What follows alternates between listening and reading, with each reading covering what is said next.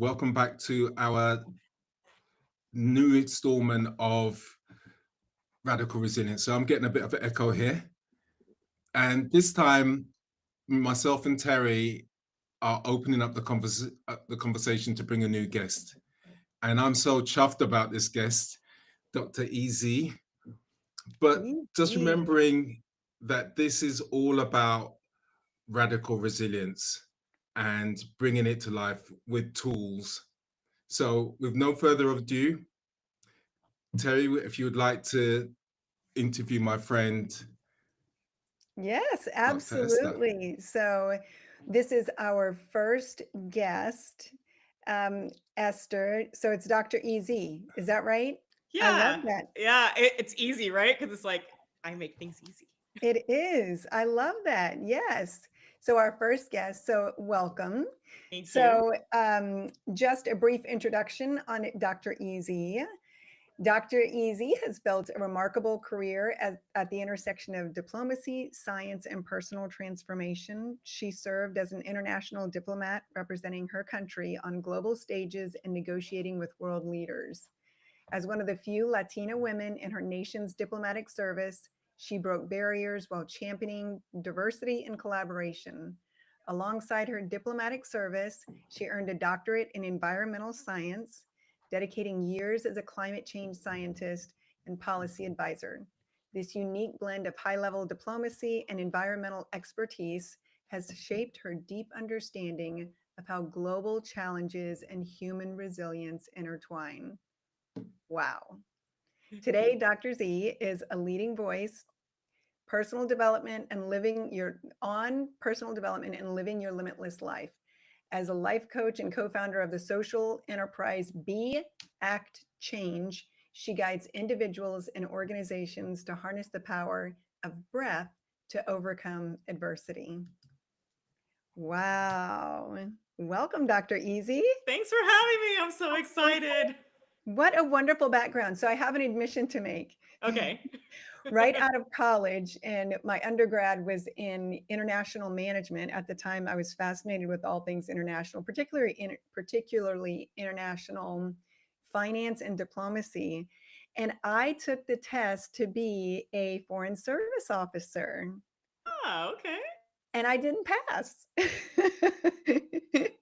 It was a cool experience, but I think everything happens for a reason. So that Yeah. particular role wasn't mine to play, but I still to this day think it's fascinating work to do, and what an amazing career that has such breadth.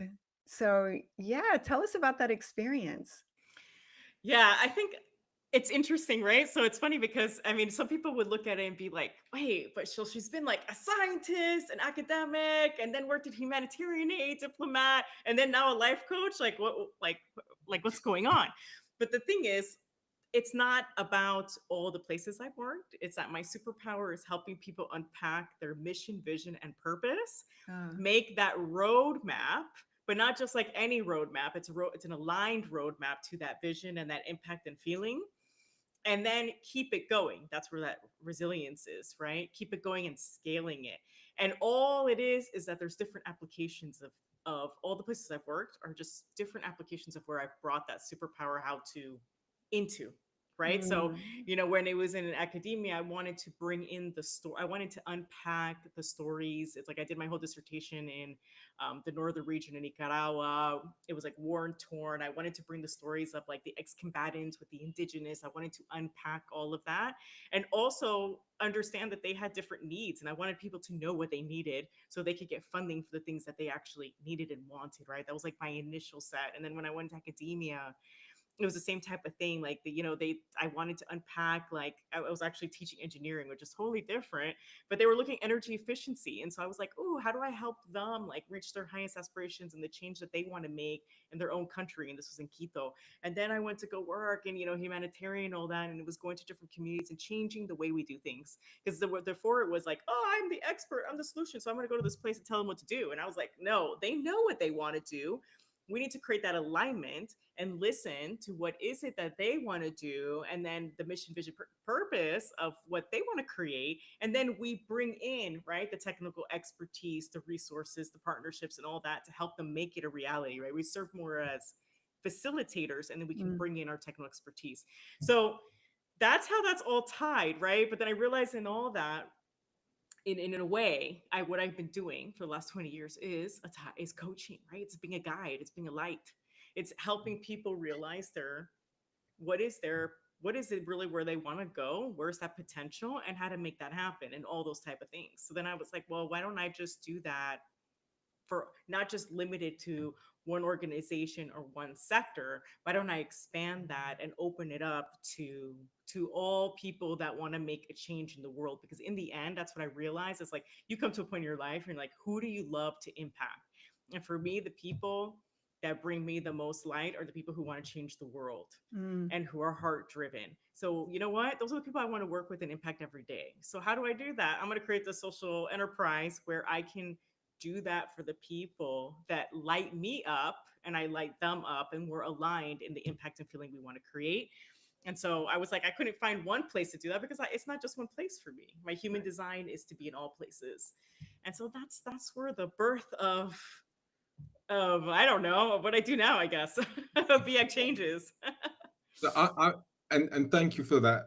And that's so on point. And I want to call out and give a shout out to Anya. Anya's in the meeting, and is listening to your podcast actually with Anya, and then I read your book, and I was just like, wow, like just wow. So I then reached out to you, and we've been speaking ever since. So everything that Esther has just said is in her book. So if you want to go and read it, it's a fabulous book, and the workbook that goes with it is amazing as well. And so my question for you is, with that amazing journey and bringing that intersectionality of all those different things to really bring that laser focus to your journey, it's kind of like, what does radical resilience mean for you? Because I think this old paradigm or old thought of what resilience is just doesn't cut it anymore. So Right. what does it mean for you? Yeah, for sure, right? Because the old definition, right, is like resilience in the traditional way. Even resilience is talked a lot even about in climate change, right? Mm. And the traditional definition is like to reduce vulnerability and be able to bounce back, right? But I think the problem with that is, and this is the same thing as an individual. It's the same problem whether you're talking about an individual, a community, a country, and a huge scale. With this definition is basically saying I'm going to have these downs, and only during these downs is I'm going to use my resilience to come back up, right? So it's basically, or I'm going to try to become not vulnerable, so I'm going to create a safety so I don't expose myself to it, Mm. right? And so those are the two traditional ways. Like, how do I reduce my vulnerability? But then what does that happen as an individual, right? Where I work a lot with like BIPOC. What does that happen as an individual? I'm scared to take risks. I'm scared to go do what I want to do because I'm scared of disappointing my family, fear of losing everything I built, right? I have to stay in this safe zone. I have to reduce my vulnerability because I don't want to hit rock bottom, right? Or if I hit rock bottom, I don't know what to do, right? As a country in this, it also means, right, I'm also same thing. I'm not expanding. I'm not growing, or I'm only like, if a hurricane comes, right, I'm not doing any pre-planning. I'm just instead bringing the aid when the hurricane hits, right? So the radical for resilience for me, and that's like what I work with like clients and teams and people with, is it's incorporating the tools every day. All right. And I just got off this amazing, like, I'm also a pitch coach, right? Just got off with these amazing global social entrepreneurs that are heart driven, right? And part of that is also telling your resilient story, because the thing is that there's patterns, and that's what makes it radical, is that we don't stop and think about our purpose and our legacy and our feeling is also tied. It has another side to it, which is that we are prone to be exposed to certain things. And so, for example, me, right? If I constantly want to help people with this stuff, right? Mission, vision, unpack their roadmap, keep it going, right? I'm prone to being a people pleaser. I'm prone to like overstretching, right? And helping too much. I'm also prone to My human design, I'm a big feeler. So when people are suffering, I feel it out, right? There's all these things I'm prone to. But the thing is, when I take a track record of my life, I've always overcome those things. Every time I've hit rock bottom, it's been for the same reasons. It's something has happened, and I use the same tools to bounce back, right? Instead of using it in times of crisis, now it's part of my everyday. And that's what I work with, like individuals and teams. That's the radical resilience. It's like, let's not wait to hit rock bottom. Let's do it every single day. And like proof of that, and I can tell a personal story, is like Earl's witnessed this like this year. I was hit really hard with those new executive orders, but I didn't hit rock bottom like I used to, because I have these daily practices, right? So even like last year, like I thought, okay, how do I keep it going? What helps me is planning ahead, prepaying things, right? I like to, like, what helps me is like, okay, what has always helped me in the past? Having a buffer, having a safety for anything. What's always helped me is to have affirmations, have a community, right? All these things, and understand my impact every day. So every morning I read my Mm. testimonials. Every night I celebrate how I live my aligned word, right? But this is part of my unique toolkit. So for me, it is radical resilience, because in the past, I would have had to dug myself out, like what has happened this year. And it doesn't mean that I'm not in a lower slump, right? But I'm not hitting like that bottom of like where I have to pull myself out, right? With no tool set, right? Like instead, since I planned for it, I used all my tools every day, I could still keep going, and I can still bring that impact and feeling, right? And still take those risks and experience, right? I'm not living in the safe zone. I'm still continuing what I love and not going back to that scarcity mindset. So I'm not sure, Earl, if I really answered your question perfectly or not, but that is that's what I think is radical about it. I think it's changing the traditional way we think about that, and also recognizing that we're always going to overcome things, and the tools we use are always going to help us. And maybe we're going to get new tools along the way. And let's just recognize that and acknowledge that. Like it's not about not having those dips. It's being able to like make that we don't hit rock bottom. That's the goal, right? Mm. Yeah, love that. That answers it perfectly. I Mhm. absolutely love that answer. Yeah, so yeah, you did perfectly on that. So Mhm. Yeah. I'll share quickly. I think, quite honestly, as we progress through life and we have these various life experiences, our definition of radical resilience, like our definition of so much, can change. So I was having a conversation yesterday with the coaching client, and she mentioned part of her recognition of her resilience is now she knows that nothing stays the same. So if she comes across, she said, sort of what you just said, Esther, is that it doesn't mean that hard times aren't going to come. But what she now knows based on her life experience is that it's not going to stay the same. And there are tools that she can use to ensure that it doesn't stay the same. Naturally, it doesn't stay the same. And I think the radical part about resilience is this deep knowing and deep understanding that we are innately, divinely equipped to deal with whatever life throws at us. There's always a way to get through it. And so, and as we grow through life's experiences and we learn and we recognize that strength in ourselves, then we just become more confident in it. And again, to your point, and I love this point, it doesn't mean that hard times aren't going to come. What it does mean is that we have the confidence to know that it's not going to stay this way, and that we have the tools, we have the network, we have the community to help find our way out. So, love that. yeah, Exactly. me too. And I think when you talk about, and I totally agree with that, Terry, when we talk about the innate tools, one of the things that came up for me many moons ago, I was in an ayahuasca ceremony. Actually, it was my first ayahuasca ceremony, and that was it was around 2011. And I didn't get the experience that I wanted. I was kind of waiting for fireworks and some amazing kind of psychedelic pictures and whatnot. But I didn't get that. But what I got was a really profound voice that said, if you want to know the truth, follow the breath.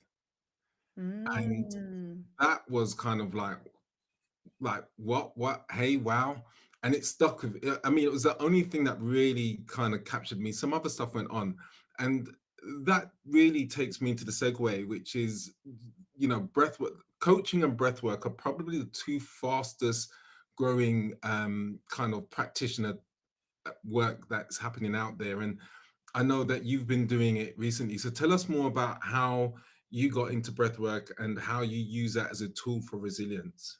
Yeah. That's and I love what you were mentioning, Earl, because I used to think something was totally wrong with me, right? And I think I talk about it in the book, right? Because my book is hyper niched also to like the high achiever with the big heart, right? And I used to think something was so wrong with me because I could not silence my mind in traditional yoga, in traditional like, I do journaling, I do all the practices, but I couldn't silence my mind, and like and plus like culturally, right? Like I have all these voices around me, right? It's telling me what you need to do, right? So even the book I talk about how I chased the American dream, and then I realized I'm like, what am I? Did all the check marks, and Mhm. I was like, wait, these aren't my check marks. This is why I promote the what is the feeling and impact in your limitless life, and how do you define it, and all those things, right? That's a whole other side conversation, but the things that were traditionally sold that hey, these things are what you need to do, like just meditate, just be quiet, or I even remember I grew up Catholic. I'm not anymore. I'm like I'm spiritual in general, but I remember being like, I something's wrong with me, I don't know how to I can't pray, like the Mhm. silence, like I could not silence my mind, and I thought something was seriously wrong, right? And it wasn't until I discovered that I need to be guided. And that's why then therapy was so helpful for me, because therapy was the first step for me, right? It was like the first entry point. And it was like therapy still was very taboo for Latinos to be doing therapy. And here I am going, I'm going into therapy, right? And that therapy was a guided conversation. And I'm like, I need to be guided. That is where I start to unpack, right? I need the guide thing. And I realized that's a tool that helps me to be guided. So then I start to be like with my community, when I'm going through something, I need to talk to someone through it. I was like, okay.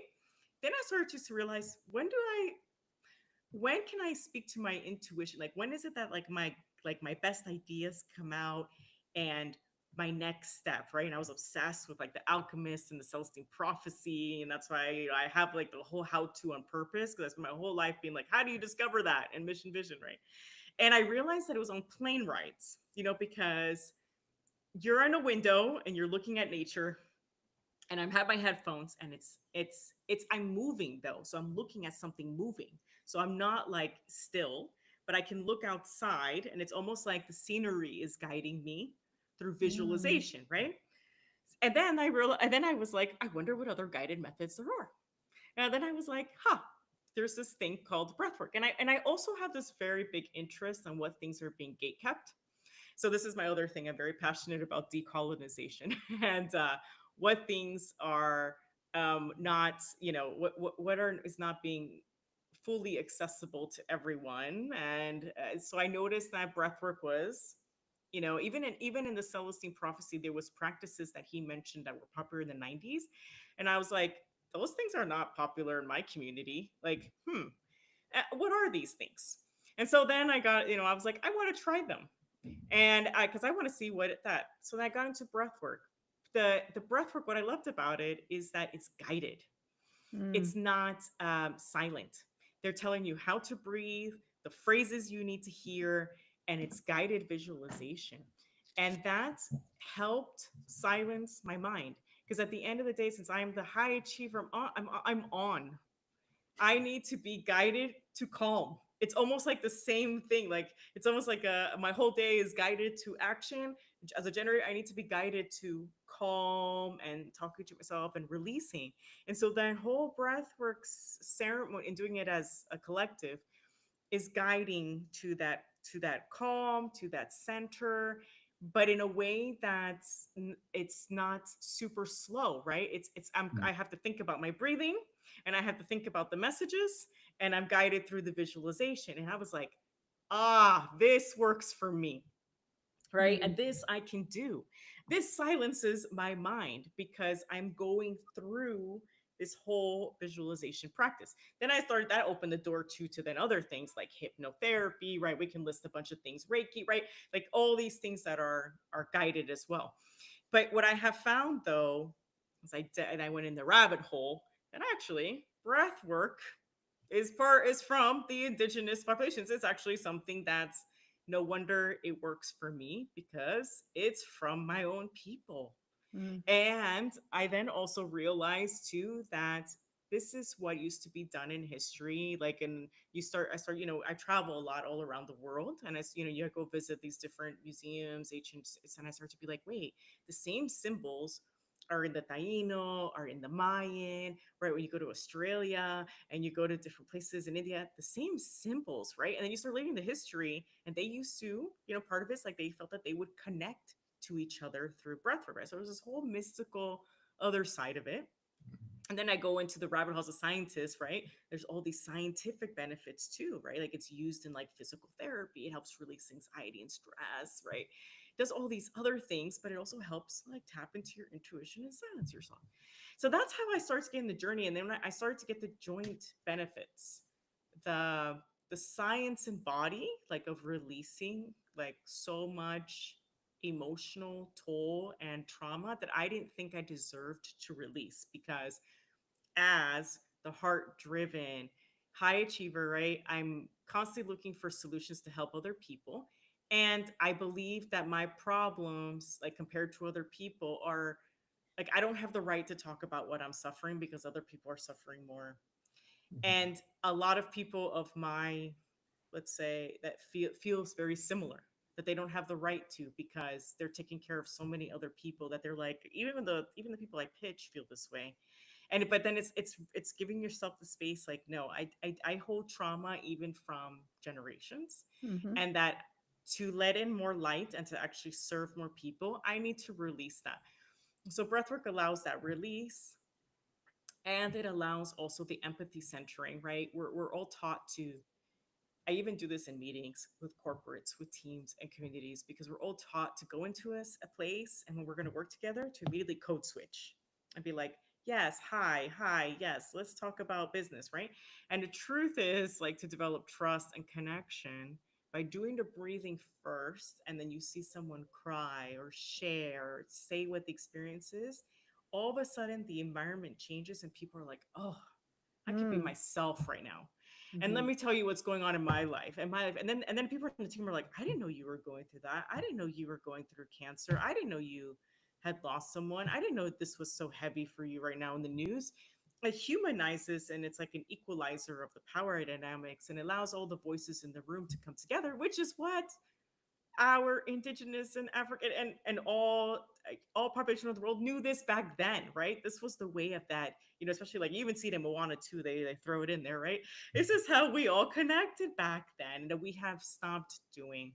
And so Mhm. my passion now is bringing it back to communities where it's been gate kept, to one, to bring us together for collective breath, to release together, to humanize together, to then also celebrate together, to share like in safe spaces, and then to let all the light in, right? So that we can Mm. continue to serve.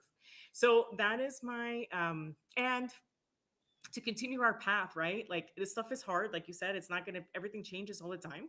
So we need to be able to release so we can continue living our purpose and legacy. So it's one of the things that I'm really passionate about right now, and it's all integrated. Yeah. Mm. All integrated. Oh, I love that so much. I love what you said about gate kept. And I would love to have another episode where we expand on that. I think that's a lot of what Earl and I try to do with these episodes is get out into the world these practices and this knowledge and this understanding, to your point, a lot of which has been around for millennia, And now the science has caught up with it, and we live in a very materialist world, right? So show me, show me. And I think now we can show very pragmatically with a lot of data what ancient wisdom has been saying forever. But I would love to talk about these ancient practices that clearly work, that for whatever reason, that's some, a rabbit hole that we could go into, have been lost, but are so relevant today and can be so impactful. I know it, you know it, we all know it because we practice it and we share it and we teach it, and we can see that impact. One of the things that I learned the science behind last year, I'd been practicing it for some time, and it had been such a game changer in my life as I've gone through my peaks and valleys, was heart focused breathing. I studied with the Heart Math organization last year and became a Heart Math certified teacher. Something as simple as focusing on your heart as you're also regulating your breathing, breathing a little deeper and a little slower. That has all of these physiological changes that bring you calm our nervous system down, bring our heart and our brain in alignment, send messages to our amygdala, having us calm down emotionally, to our prefrontal cortex, unlocking our decision making. And it can be done in the moment. And my experience has been that people tend to like blow it off because it can't be that easy. That's just breathing. It can't be that easy because we've been conditioned to believe that it's supposed to be hard. And it doesn't have to be. It really doesn't have to be. It is a practice, as we know, but it is a practice, but it can be it can be very accessible. It is very accessible. It's just a matter of knowing it and practicing it. And it actually, I would say it is hard. Like I think the first 10 sessions that I did breath work were really difficult Mm. because my focusing, like even on the like even when I do box breath, like holding is really hard for me. Like the lack Mm. of control. Or when I do a bunch of different breathe. There's like 200 types of breathing, right? But even like the Yes. holding the breath, because I want to control things, so I challenge myself to do the the breaths are a little more challenging. It's hard because my I want to control everything. So even like the first 10, like I tell people when they come to my breath work in person or I'm like, it's okay if you didn't get a vision or colors yet, because you're retraining your body how to breathe properly. Like Right. we're taught to like suck in our stomachs, and we're stressed, so we're shallow breathing all the time, right? So just even like properly breathing with our diaphragm, like I'm like, of course your fingers are going to feel numb and your toes because we're not used to it. So even it is does feel unnatural at first. And Mm. then after that, once you pass that, once you let go, then you tap in immediately and you can relax immediately. But for the high achievers at first, they're like, like shaking, they're like moving. I don't know, I can't stay still, and it's really difficult. I Mhm. think also another thing that's I've seen that's challenging, and I think in a good way, is I'm also trying to bridge different genders together. Like, because in the ancient wisdom, like at least, well, the Taino Mayan practice, it was always a man and a woman who facilitated, or different genders, we could say, right?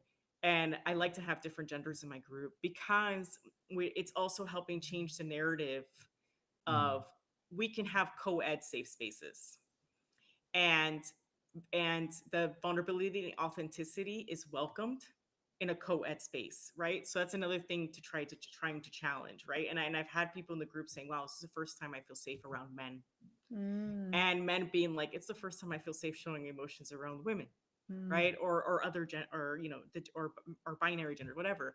And I that for me is also another reason why I like the collective breath, because it's also a cultural shift Mm.